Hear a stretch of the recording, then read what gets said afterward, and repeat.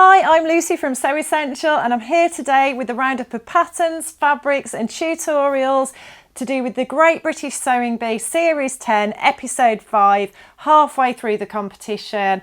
Everything I talk about today is available on our website. Do jump on and check out our website, and do check out the link below to our newsletter for a healthy dose of sewing inspiration straight to your inbox every week. So last night's theme was India, and I was really excited to see a plethora of gorgeous colours, vibrant fabrics, no doubt gorgeous textiles, and I wasn't disappointed.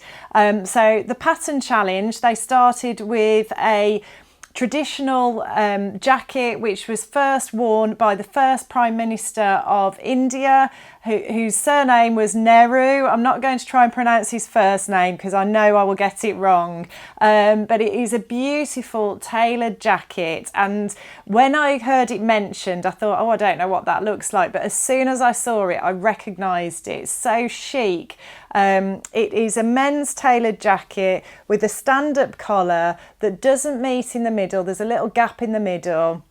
There were darts at the front and then welt pockets and a button down front. So very chic, classic and simple, and just really stylish, just a lovely jacket to wear. I think, you know, I do associate it with the summer and warmer months as a result of, I suppose, that Indian influence. But yeah, it was a really, really lovely jacket. So unfortunately, it was pretty difficult to find a pattern to match that jacket, but I did find some that were that sort of theme, and I did find a men's jacket as well, which I've included in our blog post, so do jump on and check that out. But the men's jackets, there really wasn't anything similar.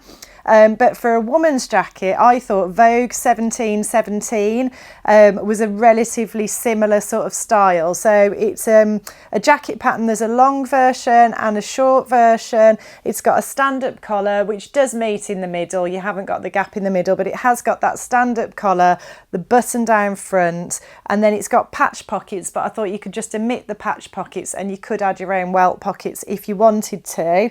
But the thing I like about this pattern as well, it's great VFM because it also has a skirt pattern and a trouser pattern included, so you can create lots of different looks from one pattern there.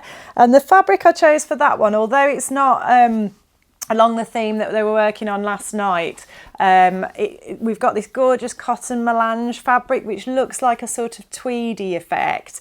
We've got more of this downstairs. I reordered it because it was really popular and I thought that would sew up beautifully into that jacket.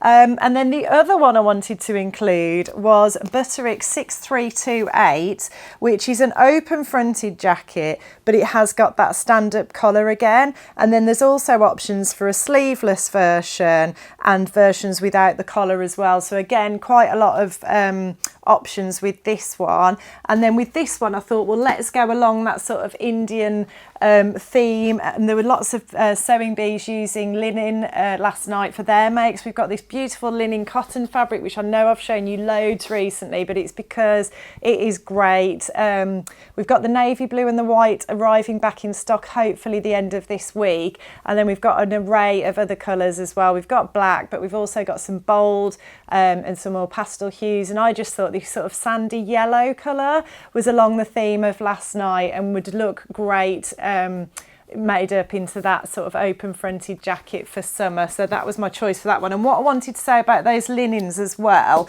is that they press beautifully. They are perfect for tailoring. I recently made a waistcoat, a lined waistcoat in the navy blue, and it was just great to work with, and it pressed really nicely, gave me all the sharp creases that I wanted. I block fused it with some of our interfacing. I'll try and remember to pop a link to the interfacing I used below.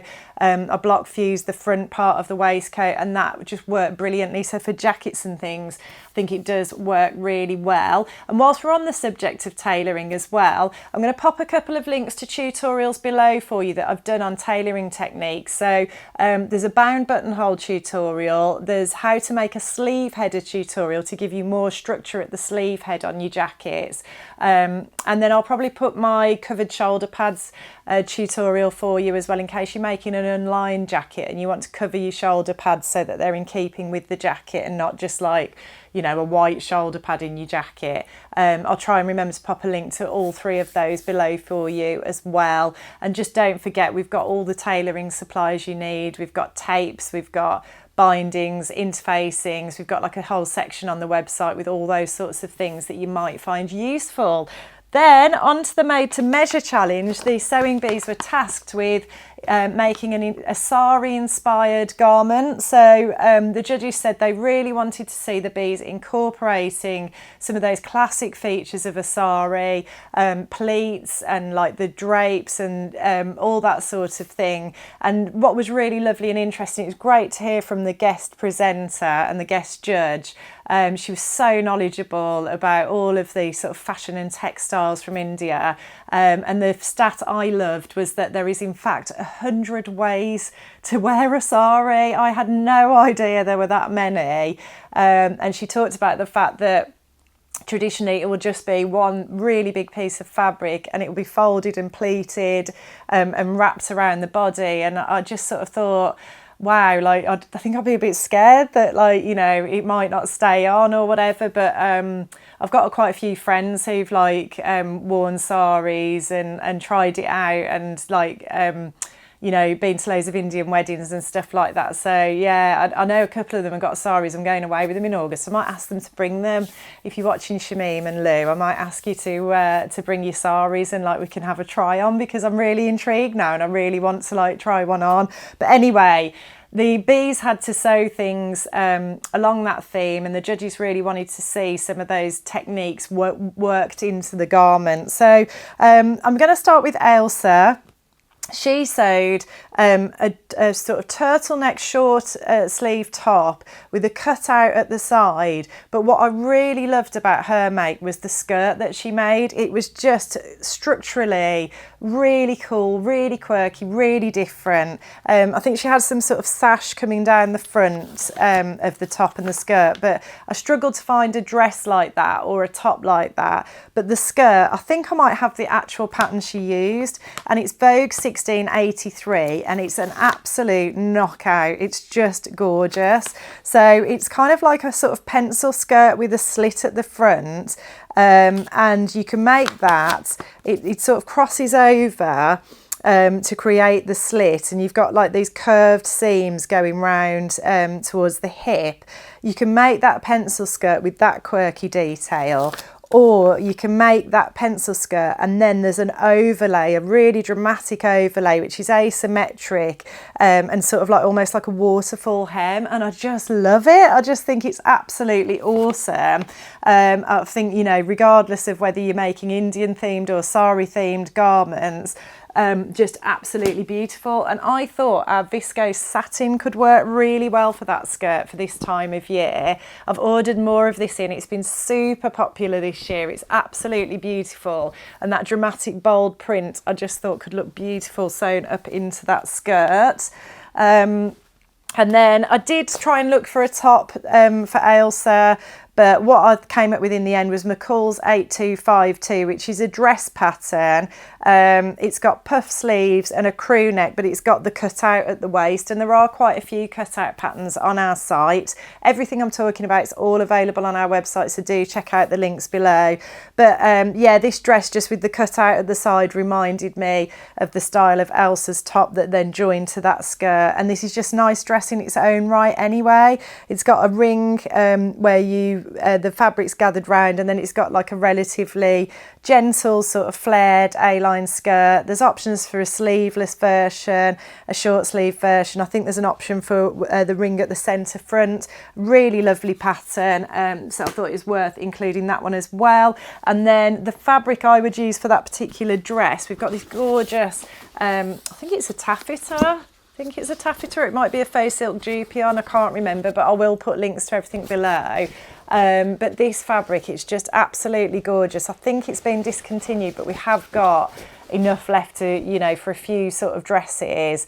And it's just a gorgeous, gorgeous colour, and it would just work so well for that, and it gathers beautifully as well. I did a video recently on a gathering foot using this fabric, and the gathers were chef's kiss. So yeah, that was my fabric choice for that one. And then on to Alex, Marcus, Lauren and Georgie all made dresses along a very similar theme. So I've got 3 patterns to show you, but they all went for that one shoulder design, asymmetric one shoulder design, very sort of fitted bodice, and then there were variations on sashes and wraps and pleats and things like that. So I've got 3 gorgeous patterns to show you here. The first one is Vogue 1616, which is a Belleville Sassoon design, and absolutely stunning. So you've got the one shoulder design, the asymmetric design, and it's finished, the edge of the fabric is finished with a contrasting band, which then turns into a sash, which goes over the shoulder. It's very regal looking, very sort of VIP looking, sort of thing you can imagine people wearing to events at the White House and things like that, I see it as. But the sash comes down the back and then is like fastened at the waist. Absolutely beautiful, full length skirt. Oh, just to die for, like absolutely beautiful dress. So that's my first one of those. And you could make these, lots of these sort of faux silk dupions, satin fabrics I've included. You could mix and match these for the different dresses. I thought it was worth showing this beautiful, I think it's a crepe or a crepe de chine, this one. But yeah, we've got this animal printy red fabric, which I thought could work really well for one of these dresses. But then yeah, we've got those lovely faux silk dupions, we've got Duchess satin, you know, there's a whole range of things that would be suitable. That viscose satin I showed you with the big floral design could work really well as well. And then we have got plain crepes, our prestige crepe would work well as well. And we've got all of those in like the black and the white, you know, the neutral colours. So do jump on, I'll pop links to everything below, jump on and have a look at those. The other pattern along that sort of theme that I wanted to include was Simplicity 8870. So again, you've got that single shoulder design with like a sash coming across, or you've got one without the sash piece. You've got an option for a long sleeve version and no sleeve on the other side. And you've also got an option for a cutout version as well. And it's a very fitted bodice, very fitted skirt at the waist and hips, and then that lovely sort of gently flared maxi skirt. Absolutely gorgeous. I thought I'd just show you one of the Duchess satins. There was quite a lot of green used on the show last night. But yeah, we've got this beautiful Duchess satin, and we've got some lighter weight Duchess satins as well that would work. But obviously you've got your high shine side and then you've got your more matte side. So, and all of these are great, probably a little bit late for wedding season now, but then people have weddings all year, don't they? So, and then finally, McCall's 8142. I just wanted to include this. Again, this is an off the shoulder, single shoulder design, asymmetric design, sort of relatively fitted dress with a slit at the front and a long skirt, and then you've got other options included in that one as well. But that is for knit fabric, so if you want a bit more comfort, a bit more give, a bit more easy fitting, I think it's also got some like gathers at the waist or something. It's probably just a bit more forgiving all round on fitting and wearing. But it's for knit fabrics, but we still have, so I didn't realise we had any of this left, but this is a knit jersey fabric with this awesome metallic floral design on it, absolutely beautiful, and that would sew up really well into McCall's 8142. Bit on the wintry side for now, I think, but you know, we can always be organised and plan ahead, can't we? So that was my choice for those ones.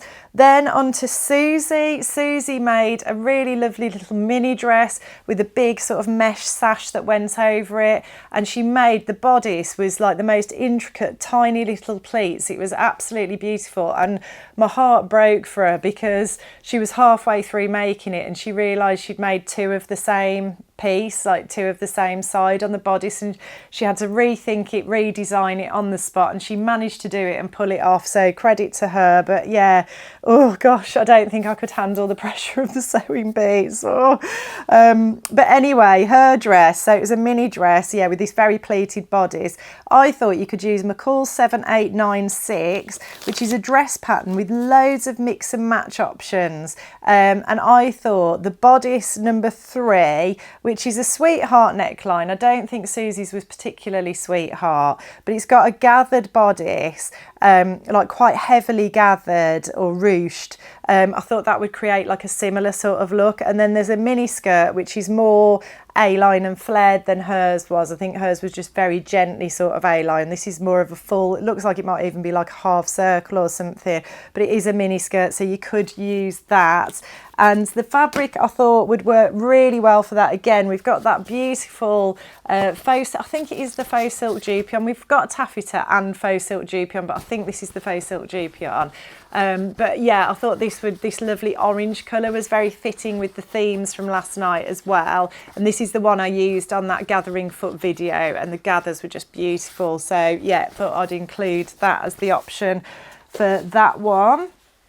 And then on to Luke. So Luke made like a knit dress with a sort of cutout here, and then there was a big sort of sari sash over the front. The pattern I thought was quite similar to the dress underneath was McCall's 8311. So again, we've got this cutout detail, and there's a cutout at the waist and a ring as well. And I just think, again, this is a really lovely pattern. You've got an option for a long sleeve on one side or a sleeveless version, but just really pretty, really quirky, really different, and probably would be quite easy to whip up relatively quickly. This is for Knit Fabrics. And the fabric I chose for that one is our Ritual fabric, which is a soft stretch knit fabric. It comes in a really wide range of colours, but this gorgeous magenta colour reminded me a bit of the colour that Luke chose. They chose like a pinky colour. So yeah, I thought that could work really well. And then finally onto Pascha. So Pascha, I really struggled with this. I really struggled. She made like a sort of fitted tunic with a short sleeve on one side, but then a sort of really wide drapey sleeve on the other.